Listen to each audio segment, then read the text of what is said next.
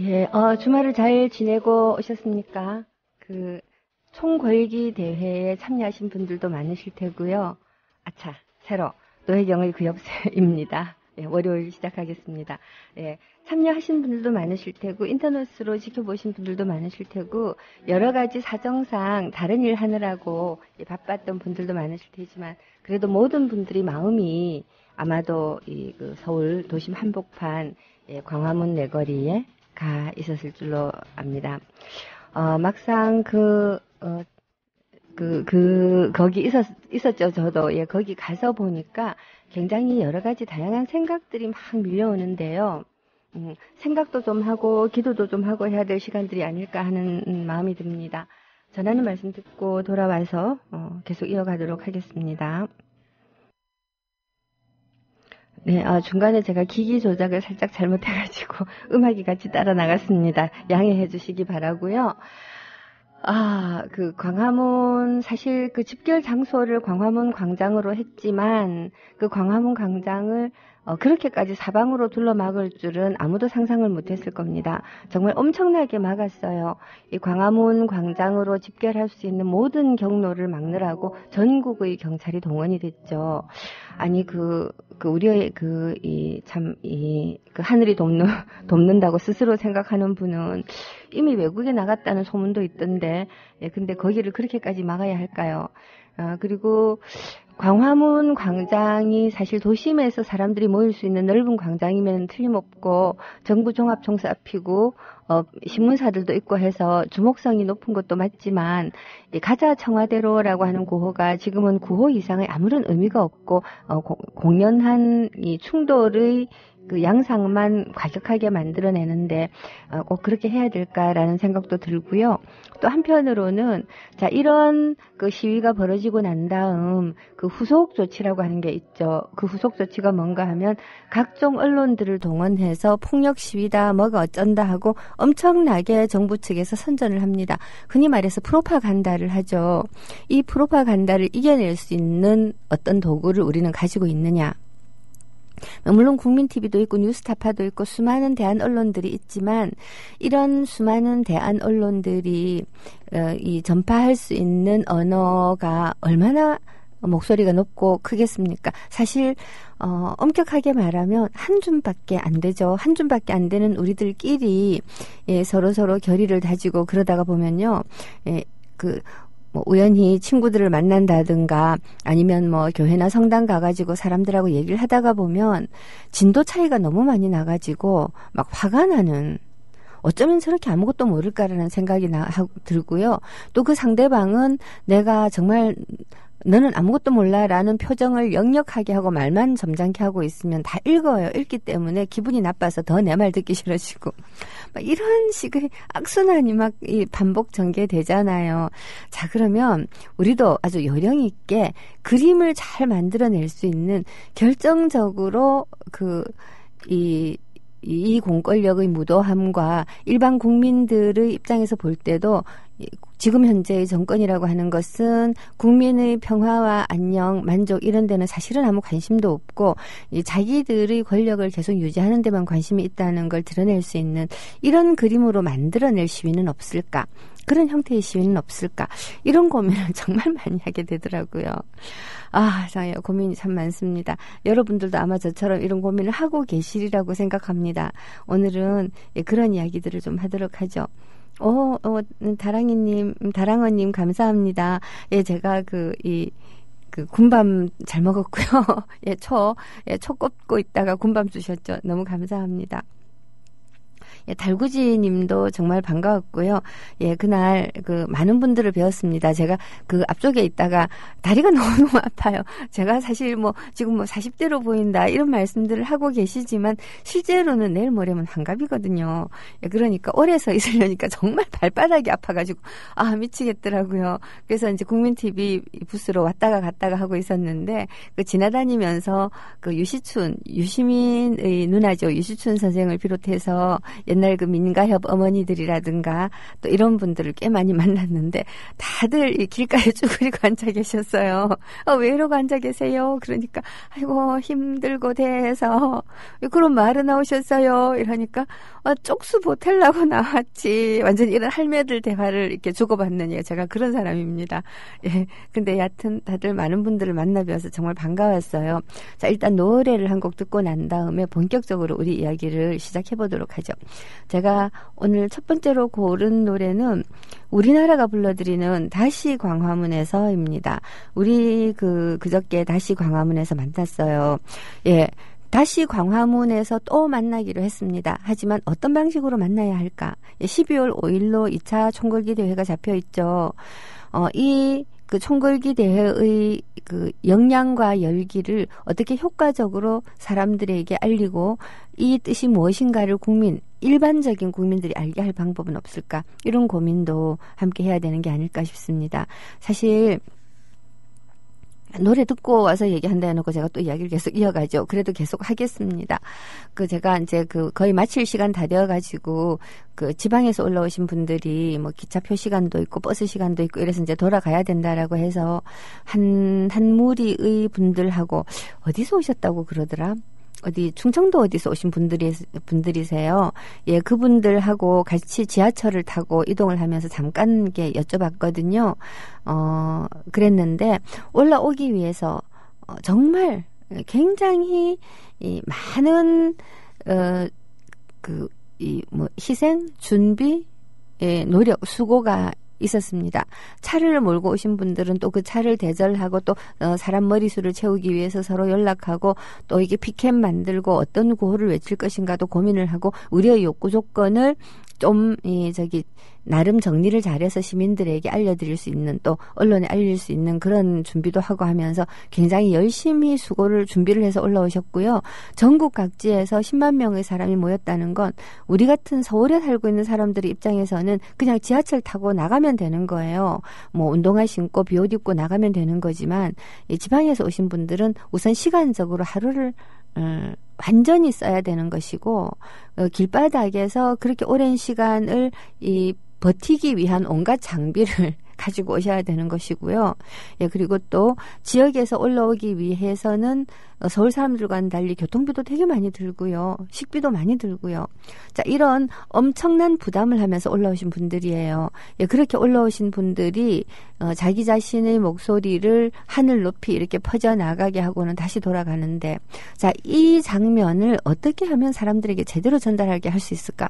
이런 것들도 서울에는 우리가 고민해야 될 일이라는 생각이 듭니다. 왜 횡설수설을 했습니다. 다시 광화문에서 듣도록 하겠습니다.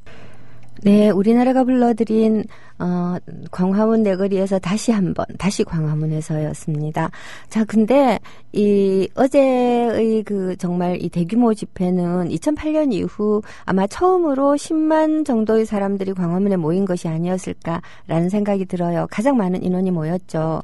예, 그것도 광화문 내거리에 모인 것이 아니고 광화문 내거리를 둘러싸고 모였습니다. 이렇게 대규모 군중 집회가 서울 도심에서 오래간만에 있었는데요.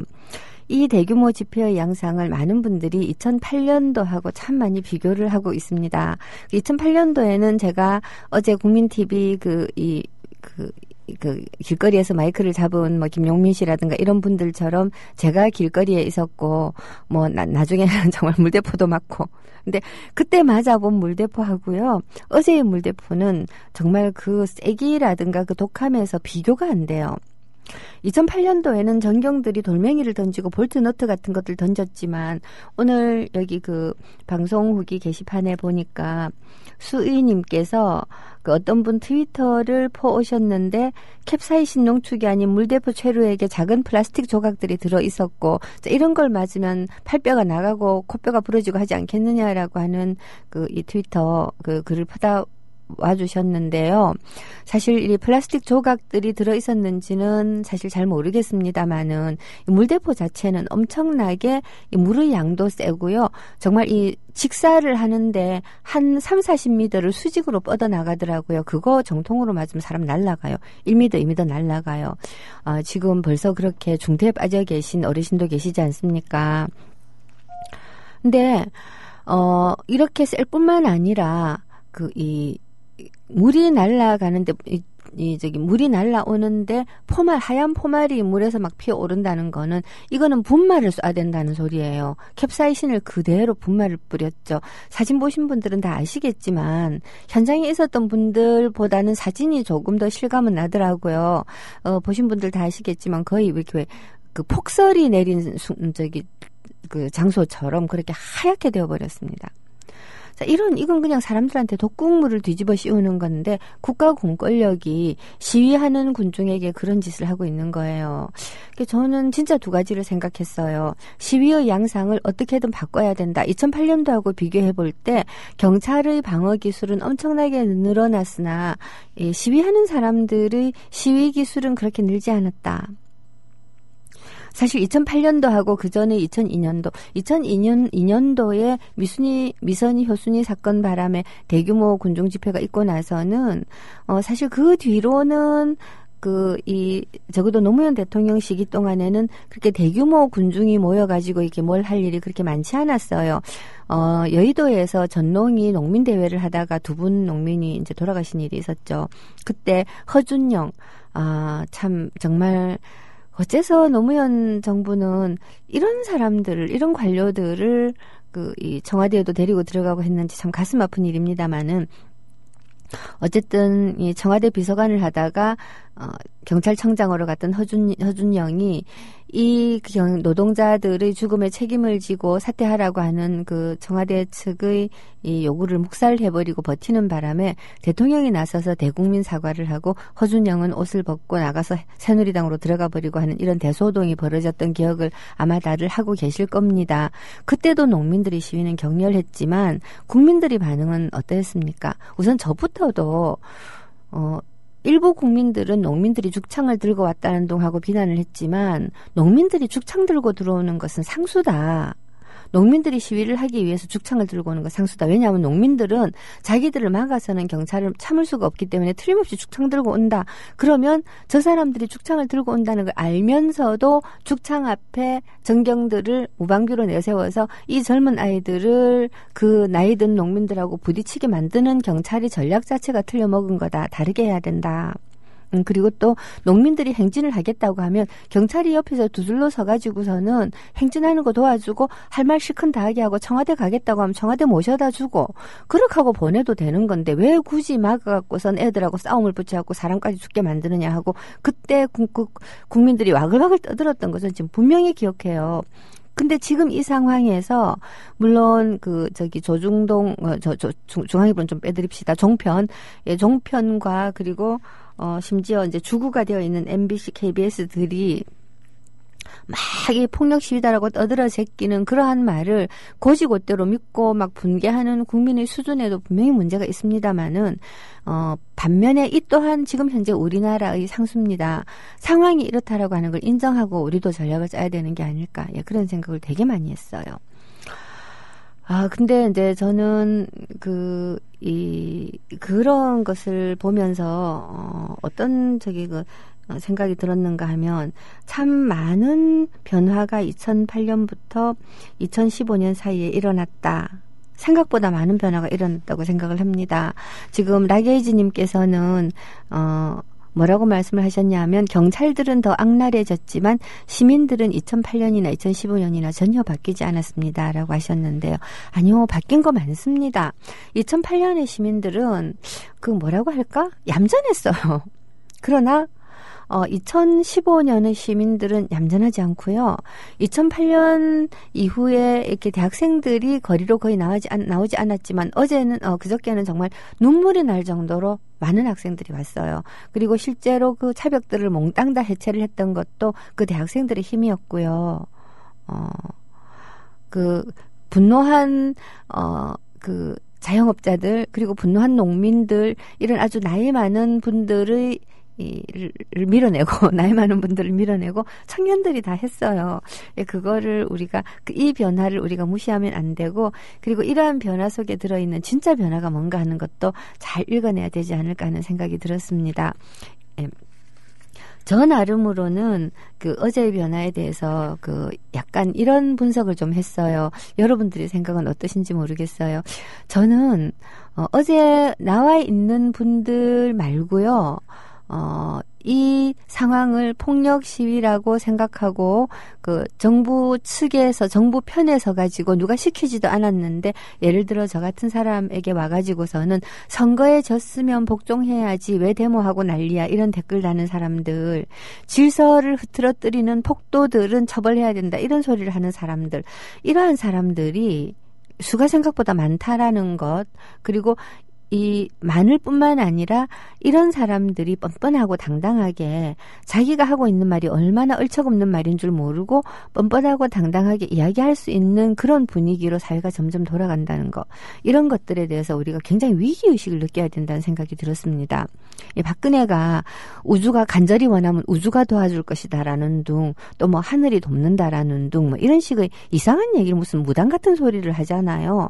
그래서 이제 많은 이 진보적인 지식인들이 비웃습니다. 비웃음을 받을 만하죠. 근데 이게 비웃어서 될 일인가 하는 걸 저는 굉장히 고민해야 된다고 봅니다. 이게 비웃어서 될 일일까?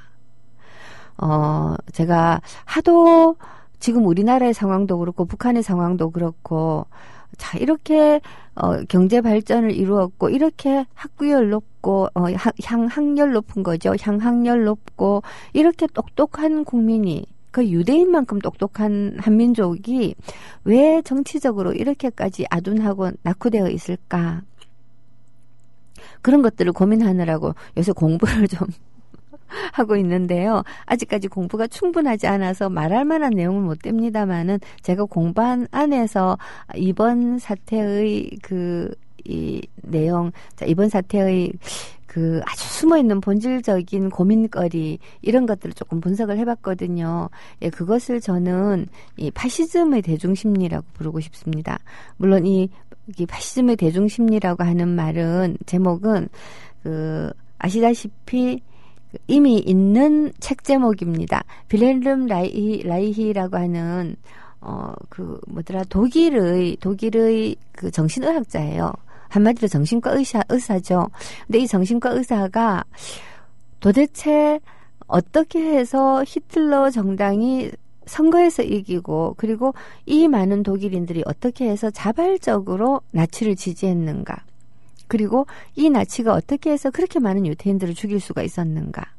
자, 이런 것들을 굉장히 고민한 끝에 이 파시즘이라고 하는 것은 독일이라든가 아니면 이탈리아라든가 일본 같은 이런 몇 개의 나라에서 역사의 어떤 시기에 우연히 존재했었던 아주 특수한 종류의 독재 형태가 아니라 인류의 마음속에 있는 어떤 어두운 부분, 이런 어두운 부분에 파시즘의 심리가 도사리고 있어서 적절한 시기에 그런 것들을 자극을 해서 끌어내려는 정치 세력과 또 그런 것들이 끌려나오기 쉬운 사회 경제 환경 이런 것들이 조성되면 언제 어디서라도 대가리를 치켜들 수 있는 그러한 것들이다라고 하는 결론을 내리고 책을 한 권 썼거든요. 그게 바로 파시즘의 대중심리라고 하는 건데요. 그 책에 보면 사람의 마음을 세 개의 단계로 나누어요. 첫 번째는 표면층이라고 해가지고 이 표면층에 있는, 이름도 까먹었네. 하여튼 표피층인가 표면층인가 그런데 1층, 2층, 3층이라고 합시다. 자, 1층은 굉장히 얌전하고 예의 바르고 소심하고 점잖은, 이런 말하자면 한마디로 말해서 인격적인 얼굴을 하고 있는 인간이 있다는 겁니다. 모든 사람들은 사회적인 자아로서는 대단히 예의 바르고 점잖다라는 거예요. 근데 수동적이라는 거죠. 말하자면 질서정연하고 세상이 원하는 것에 맞춰 살기를 바라는 그런 자아들이 가장 표면에 있답니다. 근데 이 표면에 이렇게 얌전하고 정리정돈된 자아가 만들어지기 위해서는 사실은 인간의 본성을 굉장히 억압하는 어떤 사회문화적 분위기가 굉장히 오래전부터 전통으로 존재한다는 거죠. 자, 이 전통이 사람들로 하여금 예의 바르게 행동하라고 할 때 여기에 억눌린 2차적 욕구가 있는데 이 2차적 욕구라고 하는 것은 잔인하고 난폭하고 비열하고 음탕하고 막 이렇다는 것이죠. 이게 이제 잠복해 있다가 이 계기를 만나면 기어 올라온다는 거죠. 사실 우리 왜 이런 얘기 많이 하지 않습니까? 성직자라든가 아니면 뭐 교사라든가 이런 사람들 앞에서 뭔가 예의 바르고 반듯한 태도를 취해야 되는 직업을 가지고 있는 사람들일수록 여자가 있는 술집에를 가가지고 정말 폭력적이고 음란하게 군다고 그런 얘기들을 속설러서 많이 얘기하는데 이 라이히는 그런 것이 인간의 본성이다라는 거죠. 2차적 욕구의 세계에서는 정말 짐승스러운 것 이것이 이제 인간인데 그러면 이게 인간의 본질이냐? 라이히는 그렇지 않다고 봅니다.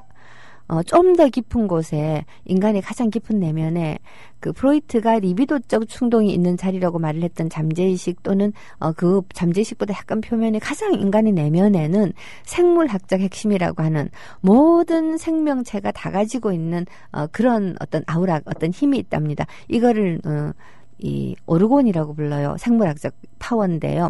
이 힘이 있는데 이 힘이라고 하는 것은 존재하고자 하는 욕구라는 거죠. 한마디로 말해서 살아있고자 하는 욕구. 이 살아있고자 하는 욕구의 특성은 서로 돕고 평화를 유지하고 그리고 자기가 아닌 다른 개체에게 헌신하고 배려하고 이런 종류의 욕구라고 합니다.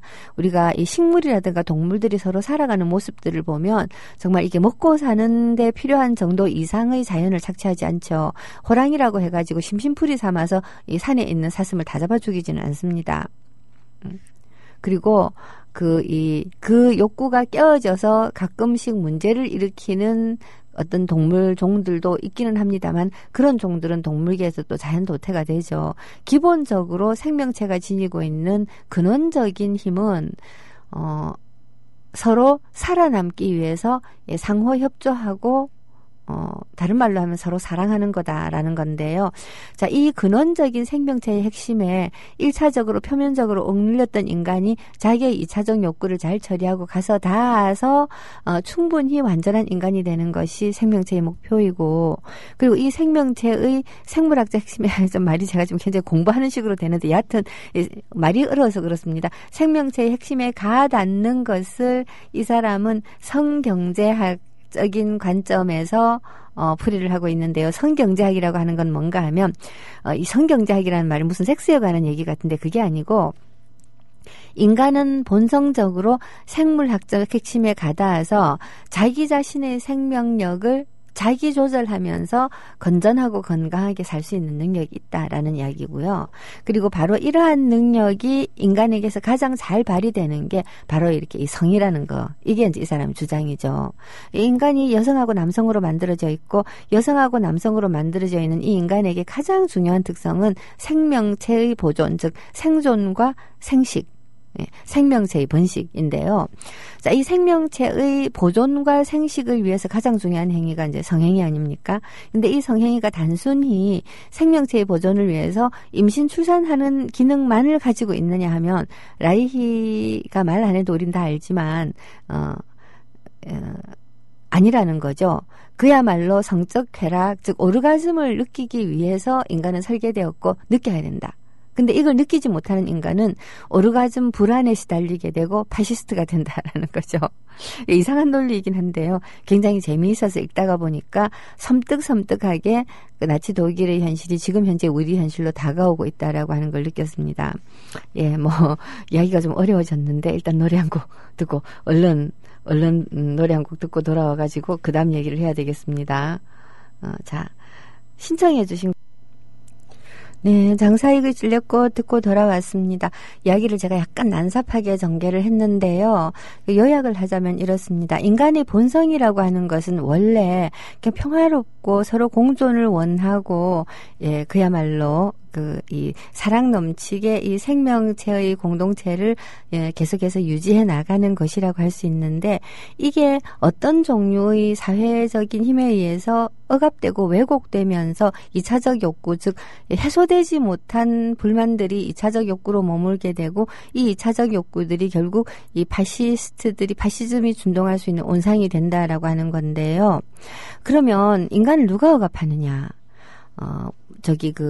이 라이히는 독일 사람이었고요. 그리고 기독교와 가부장제, 대가족제가 유지되고 있었던 독일 농촌, 독일은 원래 농경사회에 있다가 산업화로 늦게 진입을 했잖아요. 자, 이런 농촌을 분석을 해보고 이 사람들이 처해 있었던 사회문화적 환경이 바로 파시즘의 토대가 된다라고 본 건데요. 그럼 어떤 토대냐? 이 대가족은 굉장히 권위주의적인 가부장제를 유지하고 있습니다. 그리고 이 권위주의적인 가부장제의 특성이 뭐냐 하면, 이 여성과 청소년의 건강한 성을 억압하는 방식으로 아버지의 권위를 유지해 나간다라고 하는 겁니다. 이 아버지는 다른 말로 하면 그냥 한마디로 말해서 인간의 가장 본능에 해당되는 부분들을 겁을 주는 거죠. 막 겁을 줘요. 아버지는 어른 남자이기 때문에 마음껏 모든 종류의 자유를 누릴 수 있을지 몰라도 청소년은 그러면 안 돼. 안 돼. 니네들은 그러면 안 되는 거야. 여자? 애 만나. 무슨 여자한테 성적 쾌락이 있어. 그런 생각하면 안 되는 거야. 자, 이렇게 이제 눌리면서 사람은 억눌리면서 2차적 욕구는, 억눌린 것은 2차적 욕구로 내려가서 밑에 쫙 깔리게 되고 자기 자신의 건강한 생물학적 본성하고는 끊어지게 되고요. 그러면서 겉보기에는 굉장히 체제 수능적이고 얌전한 사람들이 딱 되는 거죠. 근데 이거는 워낙 어릴 때부터 그런 식으로 사람을 교육을 하기 때문에 가정에서 벌써 셀이 눌리는 사람이 되는 거죠. 우리도 이거 잘 알고 있지 않습니까? 엄청나게 폭력적인 아버지에게서 큰 얌전하고 소심한 아들이 나중에 보면 폭력 나편이 되기도 하고요. 조금 잘 풀리면 아버지를 죽입니다. 이게 잘 풀리는 건지는 잘 모르겠지만요. 이제 그런 식으로 언젠가는 폭발하게 되는데, 자, 이런 눌리는 분위기를 애들이 조금 크고 나면 주일 학교가 받아가가지고서는 또 이렇게 막 이 권위적인, 굉장히 권위주의적인 분위기를 퍼뜨립니다. 이런 권위주의적인 그 사람들로 성장한 사람들이 잔뜩 있는 토양 위에서 국가주의가 들어설 여지가 생긴다라는 거죠. 조국과 민족에 대해서 헌신을 해야 된다. 아, 거룩하게 말입니다. 지금 보면 그 굉장히 많은 우리나라 이 조중동 종편을 보는 사람들이 입에 붙은 말들이 뭡니까? 나라가 어려운데 데모나 하고 있어. 실상 그 농민들이 그야말로 생존권이 절박합니다. 그 정부가 밥을 지어 먹는 쌀을 마구 수입을 하고요. 이 강남 일대에 가보면 전부 다 수입 쌀로 식당들이 밥을 합니다. 아주 질이 좋은 유기농 쌀이니 뭐니 이런 거 생산을 해도 판로가 점점 줄어들고 있어요. 올해 한 해만 해도 풍년이 너무 든 데다가 쌀 수요는 또 확 줄어들어가지고 지금 창고에 비축되어 있는 쌀이 136만 톤이라고 하는데요. 잘 계산은 안 되지만 아마 북한이 2년 정도 먹고 살 수 있는 분량이라든가 정확하게 잘 모르겠지만 하여튼 되게 많아요.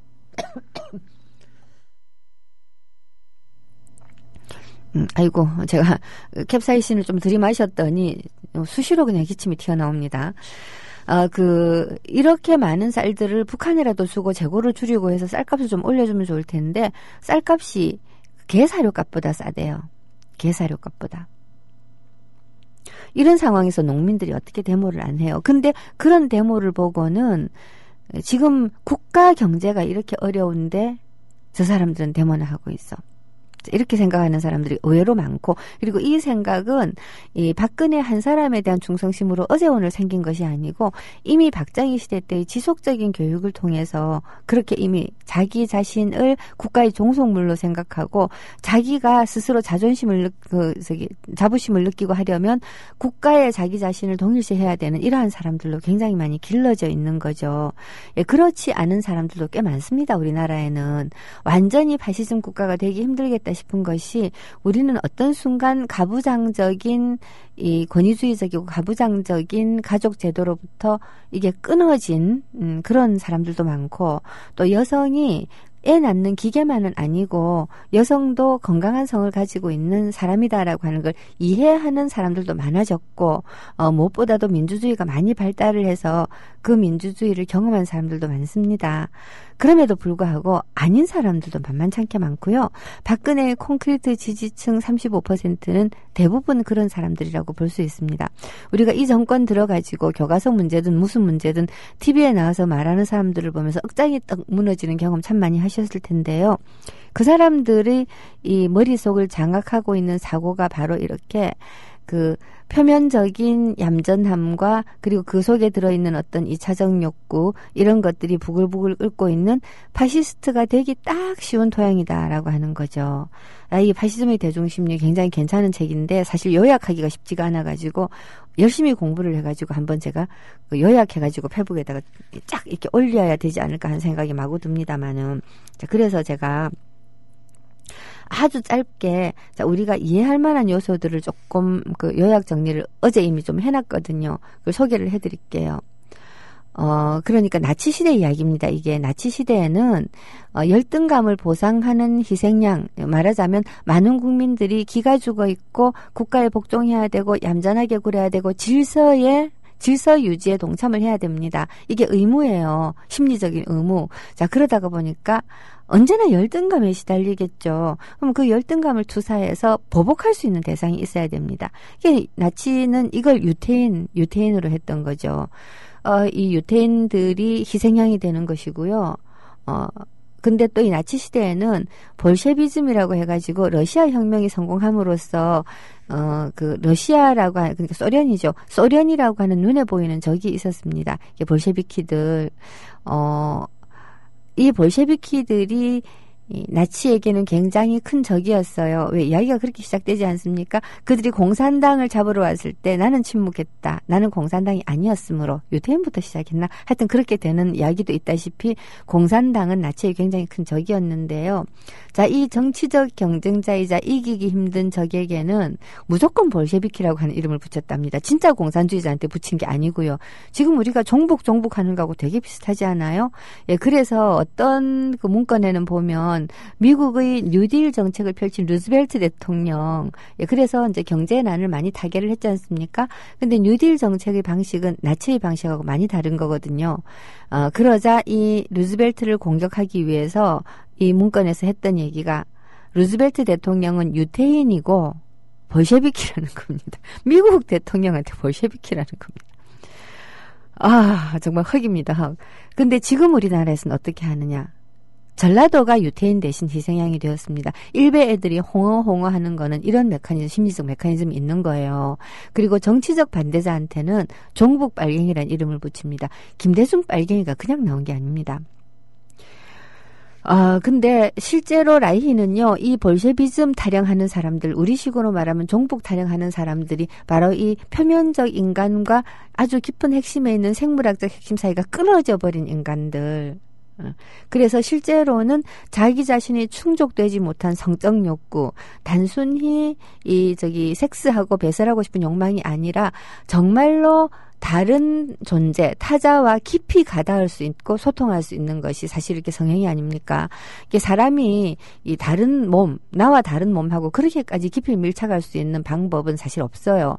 바로 그런 어떤 그 밀착과 접촉의 욕구는 몸으로 드러나는 정신적인 평화공존, 합일, 그리고 커뮤니케이션의 욕구 아니겠습니까? 이제 라이히는 이걸 가리켜서 오르가즘의 욕구라고 부릅니다. 뭐 성적 쾌락의 욕구를 얘기하는 게 아니고 한 생명체가 다른 생명체와 정말 평화롭게 함께 있을 수 있다라고 하는 걸 깨닫는 과정. 이게 굉장히 성적인 행위라는 거죠. 근데 이 라이히는 이 독일 파시스트들이 볼셰비즘을 이야기하고 있고 상대방에 대해서 무조건 볼셰비키다라고 이제 이렇게 비난을 하는 사람들이 내면 심리를 자세히 들여다보니까 자기 자신이 충족되지 못한 성적 욕구를 그런 식으로 표출하는 거라고 하는 거예요. 그래서 볼셰비즘 타력, 우리식으로 말하면 종북 타력하는 사람들을 가리켜서 그런 사람들을 보게 되면 저 사람은 오르가즘 불안을 앓고 있구나라고 생각하면 되는데요. 너무 웃기는 거예요. 이 얘기가. 웃기면서도 이 말을 하는 라이히가 너무 진지해가지고 한편으로는 가슴이 섬뜩했어요. 정말 그럴지도 모른다. 우리의 이 일베 청년들을 한번 생각해 보세요. 일베 청년들을 공통적으로 묶어주는 요소가 여혐이라고 부르는 여성 혐오거든요. 근데 얘네들이 여성을 왜 혐오할까요? 겉으로는 김치녀가 뭐 어떠고 된장녀가 어떠고 여성이 우리를 착취한다라고 하지만 실제로는 이 친구들은 사랑하고 싶고 사랑받고 싶지만 그것을 충족시킬 수 있는 방법도 그리고 수단도 가지고 있지 못한 겁니다. 뭐 도무지 심하게 말하면 도무지 여자를 만날 수도 없는 그런 상황. 지금 20대가 처해 있는 상황은 30대나 40대 나이 좀 든 사람들이 이해할 수 없을 정도로 열악하거든요. 자, 정말로 오르가즘이라고 하는 것은 말씀드렸다시피 인간의 생물학적 핵심, 즉 서로 돕고 이해하고 공존하려는 생명체의 욕망에 가닿을 때 오고요. 인간의 성이 그 핵심에 가닿는 가장 생물학적 방법인데, 그래서 권위주의적 정권은 이걸 억압하는 겁니다. 폭력과 파괴로 겁을 줘서 권력을 유지하는 게 권위주의적 정권의 방법 아닙니까? 공포를 줘서. 그러니까 이 공포를 주는데 사람이 너무나 평화롭게 행복하게 이렇게 막 언제나 만족스럽게 이렇게 있으면 자기네들이 목적이 성취가 안 되기 때문에 뭔가 불안하게 만들고 도덕적인 불안을 주고, 그리고 성을 더러운 것으로 생각하게 만들어가지고 추구하지 못하게 하고 해서 언제나 욕구불만의 상태로 있게 만드는 거예요.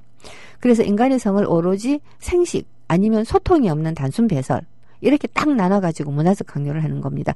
여성을 엄마와 창녀로 나누는 것도 같은 발상이죠. 여성을 엄마와 창녀로 나눌 때 남자는 파괴되지 않나요? 남자도 파괴됩니다. 남자는 아들놈과 배설자, 이 두 가지밖에 안 남아있는 거예요. 그러니까 이 여성의 성을 억압함으로써 모든 사람의 성을 통제하고 그 성의 통제를 통해서 권위주의적인 권력을 유지해 간다라고 하는 이 메커니즘은 전 세계 공통입니다. 파시즘이 준동하기 시작을 할 때는 종교적인 이상한 금욕적 도덕주의가 또 한번 판을 치게 되는 것이지요. 자, 이렇게 될 때 인간은 아주 소심하고 착한 외양 속에 잔인함을 숨긴 저렴한 존재로 화하는 겁니다. 착한 말을 하는 것 같아 보이는 사람들이 얼마나 잔인한지 여러분들 다 잘 아시잖아요. 정말 딱 내 문제만 생각해요. 프랑스 사람들이 당한 테러에 대해서 그렇게 슬픈 사람들이 똑같은 테러를 당하고 있는 물대포 맞는 농민을 보면서는 저런 새끼는 국가 질서에 반항했으니까 죽어도 싸라는 말을 서슴지 않고 합니다. 이런 이율배반, 이런 모순. 자기 자신은 자기가 이런 존재라고 하는 것을 아마 깨닫지 못하고 있을지도 모른다 싶을 정도죠. 자, 이 사람들한테 너희는 오르가즘 불안을 앓고 있는 거야 라고 말을 한다고 해서 그게 무슨 뜻인지 알아듣지는 못할 것입니다만은 최소한 조선일보 TV조선이라든가 채널A에 나와서 뭐라고 쏠라쏠라 떠들어대는 주둥이가 별난 소위 정치평론가니 이런 사람들한테는 말을 할 수 있을 것 같습니다. 충족되지 못한 배설의 욕구를 주둥이로 푸느냐, 너는 오르가즘 불안이다 라고 말이지요. 여하튼 그렇습니다. 좀 이런 생각을 하다가 보니까 우리 사회가 이명박이라든가 박근혜 정부의 목적은 훌륭한 정권이 되는 것이 아니고 자기들이 권위주의적인 정치를 펼치는 것에 있다면 우리 사회는 이승만 박정희 시대부터 심지어 일제시대 때부터 권위주의에 대한 체념을 내면화하고 권위주의에 복종하는 것이 올바른 정치적 태도라고 믿고 있는 사람들이 아직도 많다. 저는 아직도 많다고 표현하고 싶습니다. 왜냐하면 점점 늘어나고 있는 것 같지는 않아요. 물론 일베 젊은이들도 있기는 합니다만은 그 수가 그렇게 많다고 생각되진 않고요. 그리고 이런 권위주의를 내면화하고 이 권위주의를 재생산하고 있는 우리의 기독교들, 그리고 불교들, 천주교들, 이런 종교들요. 이 종교들 이 권위주의를 재생산하는 것에 대해서 양식 있는 종교인들이 거듭 반기를 들고 하는 이러한 내부적인 과정이 계속 이루어진다고 하면 권위주의가 최종적으로 승리를 거두지는 못하지 않겠냐라는 약간의 기대를 합니다. 또 한 가지 기대는 우리에겐 북한이 있습니다. 우리에겐 북한이 있어서 어떤 한편으로는 북한과 적대적 공존을 할 수도 있겠지만, 적대적 공생 할 수도 있겠지만, 또 어떤 측면에서는 북한이 있다라고 하는 것이 남한 정부로 하여금 북한이 만약 전쟁하지 않고 평화공존하겠다, 우리는 경제적으로 발전해야 되니까 평화공존이 필수다 해가지고 계속해서 평화공세로 나올 때 이 정부가 계속 지금의 기조를 유지하기도 쉽지는 않을 것이다라는 생각이 들어요. 여하튼 선거 얘기해야 됩니다. 방송 후기 방문하니까 허니와 동희님께서 오르가즘 한복안이라고 킥킥 웃으셨습니다. 그리고요, 대구 경북 지역 협의회 총회가 있다라는 소식 올라와 있고요. 에벌리고님께서 저기 두 번째 제안을 해 주셨습니다. 빼빼로데이에 조합비 추가 납부 운동을 제안하셨는데 이제는 게시판 정화 운동을 하자고 하셨어요. 여러분 빼빼로데이 때 추가 납부 하셨어요? 저는 깜빡 잊어버리고 있다가 11월 12일 새벽 0시 몇 분인가에 그 조합비 추가 납부를 했습니다. 어쨌든 했습니다. 에벌리고님. 누가 신청하셨더라? 음악을 한 곡 신청을 해주셨는데, 제주강님께서 재백호의 길 위의 소리 신청해 주셨는데, 찾아는 났지만 들려드릴 시간은 없을 것 같아요. 그래서 이건 내일 들려드리기로 하고요. 달구지님께서 그러셨나? 제 방송이 저 혼자서 너무 떠드니까 한 10분은 듣겠는데 내내 듣기는 굉장히 버겁다. 그래서 팟빵 순위도 인정사정 없이 내려가는 거다. 자, 이런 충고를 해주셨는데 맞는 말씀 같아요. 그래서 저도 가끔 가다가 초대 손님을 좀 모실 생각입니다. 원래 내일 모시려고 했는데 실패하고 모레 오늘 이게 오르가즘 이런 얘기를 제가 이상한 얘기 많이 했잖아요. 내일도 반드시 이 문제는 아니지만 이 파시즘의 대중심리와 남북한 얘기 조금 하고 마침 반기문 유엔 총장도 북한을 방문한다고 하니까 자, 여기에 얽힌 얘기도 조금 하고 나서 그 모레쯤 북한 여성의 성에 관한 박사 논문을 쓰신 분이 있어요. 예, 그분을 권금상 박사라고요. 예, 그분을 모시고 재미있는 그 북한 여성과 북한 남성의 성이기도 하죠. 예, 그런 얘기를 좀 들어보도록 하겠습니다. 오늘 그 게시판에 이 제안해 주신 그 에벌리고님의 제안 내용들을 여러분들 한번 눈여겨보시고 함께 해주시면 어떨까 하는 생각이 들어요. 선풀 운동을 하자라는 말씀이세요. 공감되는 글, 좋은 글에는 공감하고 그 다음에 댓글 안 달기. 좋은 글에는 공감하고 나머지는 댓글 안 달기. 좀 불만스러운 얘기가 있어도 싸우지 말기 이런 뜻인 것 같습니다. 사실 싸우기 시작을 하면 끝이 없어요. 그리고 싸운다고 해가지고 내가 논쟁한 그 당사자의 마음을 바꿔놓지도 못하고요. 저희 오랜 이 게시판 죽돌이 경험에 의하면 논쟁을 하면 할수록 나도 완고해지고 나의 논쟁 상대도 완고해지더라고요. 논쟁하는 것보다는 그래 당신 말도 맞습니다. 맞고요. 근데 글쎄요. 이 정도의 반응이 훨씬 나은 것 같아요. 우리 그 노무현 대통령께서 입에 달고 있었던 말이 그거잖아요. 맞습니다. 맞고요. 네, 맞습니다. 맞고요. 해주는 운동이라고 제가 슬쩍 이름을 한번 바꿔보기도 봐도 괜찮겠죠. 에블리고님. 예, 이렇게 괜찮은 제안을 해주셨습니다.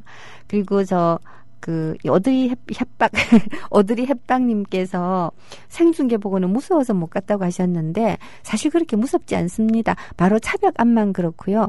그래서 저는 오히려 다음번 집회에서는 이런 제안을 하고 싶어요. 장소를 고지를 해놓고, 자, 차벽이 대부분 조직적으로 오시잖아요. 조직적으로 오시니까 예, 차벽이 쫙 둘러차갖고 모든 경찰력이 거기 집중하고 나면 다른 것점에 모여가지고서는 집회해버렸으면 좋겠어요. 예를 들어서 서울광장에서 해버리는 거예요. 그 차벽에서 멀찍이 떨어져 있고 그 차벽을 허물어가지고 거기까지 전진해 오기도 굉장히 쉽지 않거든요. 그렇게 해버리고 굳이 차벽 앞에 가가지고 치고받고 하면서 실제로는 이제는 옛날에는 전투 경찰들하고 이 시위하는 그 시민들이 직접 부딪혔지만 이제는 전경들은 전부 차벽 뒤에 있고 직접 부딪히지도 않고 물대포하고 사람들하고 싸워요. 차하고 사람들하고 싸우고 많이 다치고 모양은 폭력적인 사진 카메라에 잡히고 그리고 엄청나게 피해를 입고 분노가 발생을 하지만 실제로는 무기물들하고 우리가 싸우고 있는 거예요. 이러한 방식의 집회 방식은 저는 정말 바꿔야 된다고 생각합니다. 특히 조직 노동자들은 집회 장소를 이원화해서 일단 경찰이 전략적으로 차벽을 둘러치고 그 앞으로 토끼몰이 하듯이 사람들을 몬 다음에 차벽 앞에다가 완전히 사람들을 가둬놓고는 물대포로 두드리 패자하는 이 전략을 무력화시킬 방법을 반드시 찾아와야 된다 싶어요. 이야기를 하다가 보니까 벌써 이제 마칠 시간이 다 되었는데요. 내일 다시 뵙기로 하고 내일 여러분들의 의견을 조금 더 들어보고 싶습니다. 자, 그러면 어디 갔지? 여기다.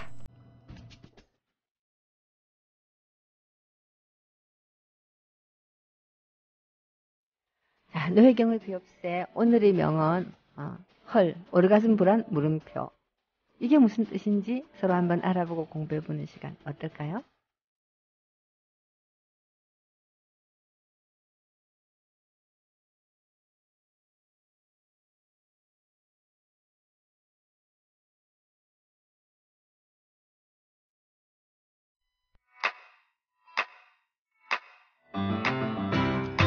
국민 라디오 지지하는 4가지 방법 아시나요? 다운로드하기, 별점 주기, 댓글 달기, 구독하기. 국민 라디오를 보다 많은 이들에게 전할 수 있는 가장 손쉬운 방법. 다운로드하기, 별점 주기, 댓글 달기, 구독하기. 잊지 마세요. 다운로드하기, 별점 주기, 댓글 달기, 구독하기.